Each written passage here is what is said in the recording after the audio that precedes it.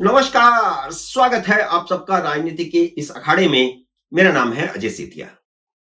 मित्रों, राहुल गांधी ने महात्मा गांधी का सफेद खद्दर का कुर्ता पजामा तो पहले ही उतार फेंका था। उसकी जगह पर 30,000 रुपए की विदेशी टी शर्ट और 3 लाख का जूता पहन लिया था। लेकिन अब वह सफेद टी शर्ट भी छोड़कर परमानेंट नीली शर्ट पर आ गए हैं। लेकिन शर्ट उसी कंपनी की है जिस कंपनी की वे पहले पहनते थे, जिसकी कीमत कम से कम 30,000 रुपया है। अब उनका एकमात्र लक्ष्य हिंदुओं को अगड़ों और पिछड़ों में बांटना है। खुद को दत्तात्रेय ब्राह्मण कहने वाले राहुल गांधी ने खुद को दलित बताने के लिए नीली शर्ट पहन ली है। नीले रंग को काशीराम और मायावती ने बसपा की पहचान बनाया था, दलितों की पहचान बनाया था। जबकि योगी आदित्यनाथ पहले ही हिंदुओं को सावधान कर चुके हैं कि बटोगे तो कटोगे, और मोदी हिंदुओं को कह चुके हैं कि एक रहोगे तो सेफ रहोगे। लेकिन राहुल गांधी हिंदुओं को बांटने के अपने काम में जी जान से जुट गए हैं। सवर्ण हिंदुओं और दलित हिंदुओं में विभाजन की रेखा खींचने के लिए सोमवार को वह सारा कामकाज छोड़कर महाराष्ट्र के परभनी गए, जहां 10 दिसंबर को एक दलित की न्यायिक हिरासत में मौत हो गई थी। राहुल गांधी की नई रणनीति और मीम भीम की गहरी साजिश का खुलासा करूं, उससे पहले परभनी की घटना के बारे में थोड़ा सा बताना जरूरी है। परभनी रेलवे स्टेशन के बाहर डॉक्टर भीमराव अंबेडकर की प्रतिमा लगी है। उसके हाथ में संविधान की प्रति दिखाई गई है। जैसा कि देश भर में जो डॉक्टर अंबेडकर की प्रतिमाएं लगाई जाती हैं, उनमें उनके हाथ में संविधान की प्रति भी दिखाई जाती है। 10 दिसंबर को पत्थर की संविधान की प्रति टूटने का मामला सामने आया था। यह भी पता चल गया था कि तोड़फोड़ करने वाले युवक की मानसिक हालत ठीक नहीं है, उसका इलाज भी चल रहा है। लेकिन इस घटना के खिलाफ 11 दिसंबर को कुछ संगठनों ने परभनी में बंद का ऐलान किया। बंद के दौरान जमकर हिंसा हो गई। पुलिस ने हिंसा के आरोप में सोमनाथ सूर्यवंशी नामक एक युवक के साथ साथ 50 से ज्यादा लोगों को गिरफ्तार किया था। कोर्ट ने उन सबको न्यायिक हिरासत में भेज दिया। 15 दिसंबर को 4 दिन बाद 15 दिसंबर को सूर्यवंशी ने सीने में दर्द की शिकायत की, तो उन्हें सरकारी अस्पताल में ले जाया गया, लेकिन उनकी जान नहीं बचाई जा सकी। हालांकि मुख्यमंत्री देवेंद्र फडणवीस ने न्यायिक जांच के आदेश दे दिए। उन्होंने विधानसभा में यह भी बताया कि सूर्यवंशी ने मजिस्ट्रेट के सामने दिए अपने बयान में पुलिस पर ज्यादती का आरोप नहीं लगाया था। अब आप सोचिए कि घटना के 12 दिन बाद राहुल गांधी आग में घी डालने परभनी क्यों गए, तो उसकी पृष्ठभूमि भी समझ लीजिए। सिर्फ 3 दिन पहले देवेंद्र फडणवीस ने राहुल गांधी की शहरी नक्सलियों के साथ सांठगांठ का आरोप लगाया था। उन्होंने यह भी खुलासा किया था कि इस सांठगांठ की महाराष्ट्र की एटीएस जांच कर रही है।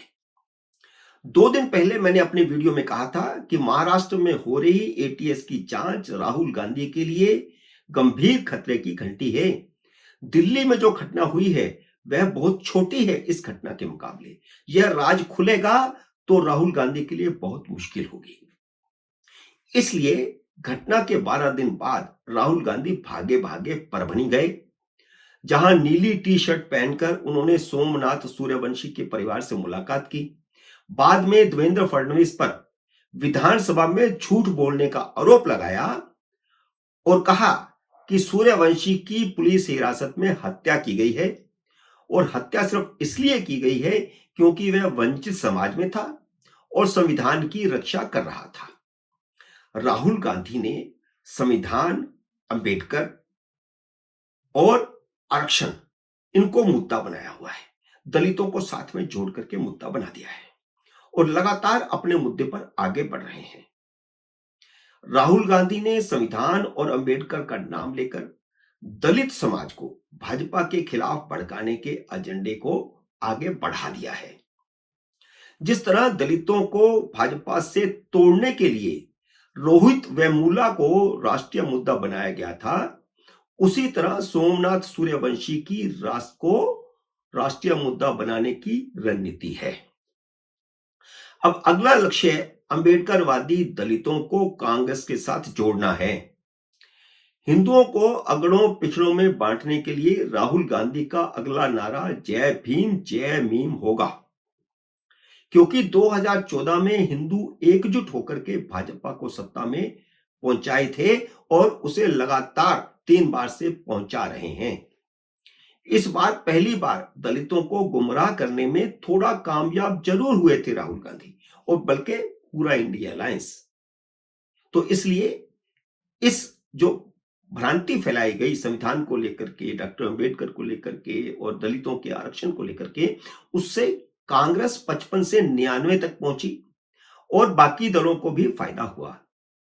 काशीराम ने भी जय भीम जय मीम का नारा लगाया था और उन्हें पहले काफी सफलता मिल गई थी। मायावती 2-2, 3-3 बार उत्तर प्रदेश की मुख्यमंत्री बनने में कामयाब हो गई थी इसी नारे के कारण। असदुद्दीन अवैसी भी आजकल इसी नारे को आगे बढ़ा रहे हैं। देश के बंटवारे के समय भी जय भीम जय मीम की कोशिश की गई थी। यह इतिहास जानना बहुत जरूरी है। वैसे तो अंबेडकरवादी बाबू एलन हरदास ने 1935 में जय भीम का नारा दिया था। जय मीम का नारा तो बाद में जुड़ा है। अंबेडकरवादी दलित हिंदुओं में प्रचलित राम राम की जगह पर आपस में जय भीम कहने लगे थे। लेकिन आजादी से पहले डॉक्टर अंबेडकर से भी बड़े दलित नेता थे जोगेंद्र नाथ मंडल। वह जिन्ना के बहकावे में आकर के मुस्लिम दलित का कॉम्बिनेशन बनाकर पाकिस्तान चले गए थे। यह इतिहास मैं इसलिए बता रहा हूं कि मीम भीम का जो गठजोड़ है वो कितना कामयाब है। और जब जोगेंद्र मंडल पाकिस्तान चले गए जिन्ना के कहने पर दलित मुस्लिम का कॉम्बिनेशन बनाकर, तो उनके साथ लाखों दलित भी पाकिस्तान में रह गए। जोगेंद्र मंडल पाकिस्तान के पहले कानून मंत्री भी बनाए गए थे, लेकिन बहुत जल्द ही उनकी आंखें खुल गई जब उन्हें पता चला कि मुसलमानों ने रणनीति के तहत मल साफ करने के लिए हिंदू दलितों को पाकिस्तान में बुलाया था। वह तो भागकर वापस भारत आ गए, लेकिन पाकिस्तान में रह रहे दलित, लाखों दलित आज तक अपनी बच्चियों को उठा ले जाने का दर्द झेल रहे हैं, धर्म परिवर्तन का दर्द झेल रहे हैं, जबरन धर्म परिवर्तन। कुछ दलित वीजा लेकर के किसी तरह भारत आते हैं तो फिर वापस नहीं जाते। उन्हीं दलितों को भारत की नागरिकता देने के लिए मोदी सरकार ने नागरिकता संशोधन कानून बनाया है, जिसका भारत के मुसलमानों और कांग्रेस ने विरोध किया है। एक तरफ दलितों को भारत की नागरिकता देने का विरोध और दूसरी तरफ राहुल गांधी का जय भीम और जय मीम का नारा कितना विरोधाभासी है। जोगेंद्र नाथ सोलंकी के मुकाबले भीमराव अंबेडकर मुसलमानों के बारे में ज्यादा समझदार और सतर्क थे। उन्होंने जिन्ना की पाकिस्तान में सर्वोच्च पदों की पेशकश ठुकरा दी थी।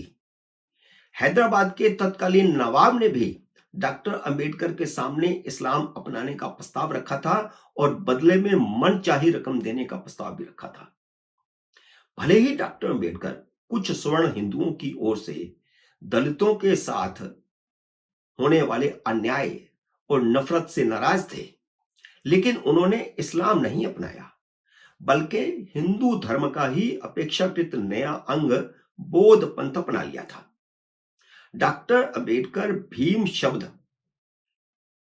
के साथ मीम शब्द जोड़ने से के बहुत खिलाफ थे और इस्लाम से वे भयंकर नफरत करते थे।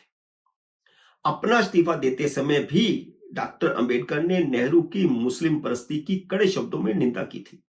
उनकी किताबों में साफ लिखा गया है इस्लाम के बारे में, जबकि कांग्रेस अंबेडकरवादियों को गुमराह करके उनसे जय भीम जय मीम का नारा लगवाने की कोशिश कर रही है। मित्रों, उम्मीद है मेरा ये वीडियो आपको पसंद आया होगा। इसे लाइक और शेयर कीजिए। अगर आपने मेरे यूट्यूब चैनल को अब तक सब्सक्राइब नहीं किया तो कृपया सब्सक्राइब करके अपना आशीर्वाद दीजिए। जल्दी मिलते हैं अगले वीडियो में किसी अन्य विषय के साथ। तब तक नमस्कार।